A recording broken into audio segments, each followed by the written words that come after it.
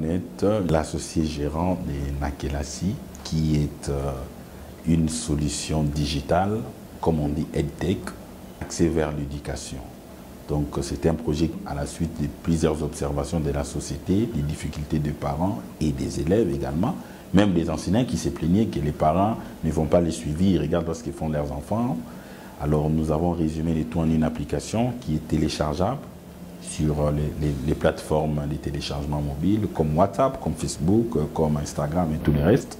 L'application est accessible et vous installez, vous choisissez l'école de votre enfant, vous faites la configuration et on vous affilie à votre enfant, le tour est joué.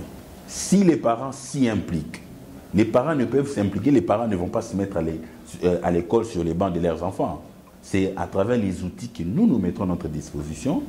Vous verrez que l'enfant va étudier. Sérieusement, les enseignants aujourd'hui sont tellement contents parce que au moins ils se disent que les parents vont se rendre compte du travail acharné que nous battons tout le jour pour l'évolution de leurs enfants. Alors, donc pour nous, on apporte une petite pierre dans la société, on résout un problème communautaire. Nous allons aider peut-être, parce qu'il faut se dire, peut-être 10 ans plus tard, nous aurons une nouvelle génération des finalistes, des élèves qui terminent avec plus de contenu qu'aujourd'hui. Vous savez, déjà, la première difficulté, c'est le financement. Il n'y a pas de financement. Les banques, pour vous prêter, ils vous demandent de gager quelque chose. Or, vous n'avez rien.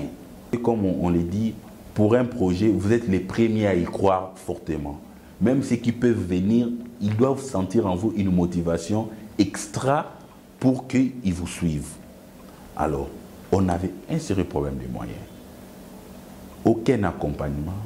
Dans notre pays, notre société, nous aimons plus consommer ce qui est moins important. Donc, c'est quand vous amenez des produits éducatifs et tout ça, ils ne préfèrent pas. Et puis ici, avec le gouvernement Ilou Kamba, où on a quand même été primé par rapport aux produits, qui était intéressant, qui était bon, mais la suite ne s'est pas fait. Bon, il y a eu changement du gouvernement, après voilà, donc on est resté là suspendu, la suite ne s'est pas fait.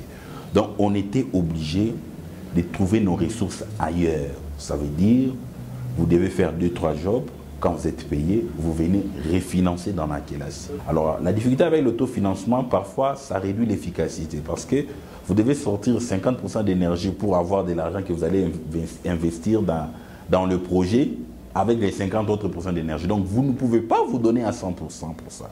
Mais notre souhait est de les voir partout ailleurs. Il y a des solutions similaires qui se font. On a vu au Canada, on a vu en France, mais nous avons voulu avoir un modèle congolais. Avec les autres, on a essayé de regarder un peu. C'est des solutions qui sont données à la fin d'une période, à la fin.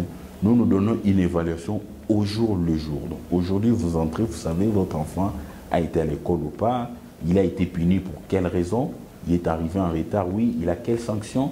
Même si les enfants, voilà, les jeunes adolescents surtout, qui prennent les cahiers de communication, il va jeter ou il arrache une page, il a une mauvaise note, il a 0, il arrache une page. C'est plus un problème. Les parents, il peut ne plus regarder ses cahiers. Lui, il a son application elle lui dira tout désormais. Donc notre souhait, nous nourrissons cette envie de vendre les génies congolais, que voilà, nous sommes en mesure de faire quelque chose. L'éducation, elle est universelle. Ce qu'apprend l'enfant congolais, c'est ce qu'apprend l'enfant gabonais, c'est ce qu'apprend l'enfant angolais, même si les langues peuvent changer. Mais la méthode, c'est l'enseignant et l'élève avec une préparation.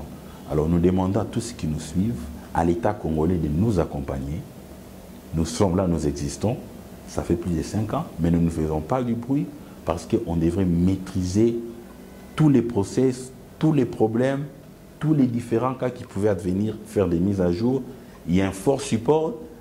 Tout le monde qui travaille avec nous est congolais et c'est le savoir-faire local. Nous demandons vraiment à l'État de nous accompagner. Aux pays voisins, nous sommes ouverts, nous avons nos contacts qui sont sur les plateformes. Nous pouvons venir au besoin pour faire profiter également de nos enfants des pays voisins.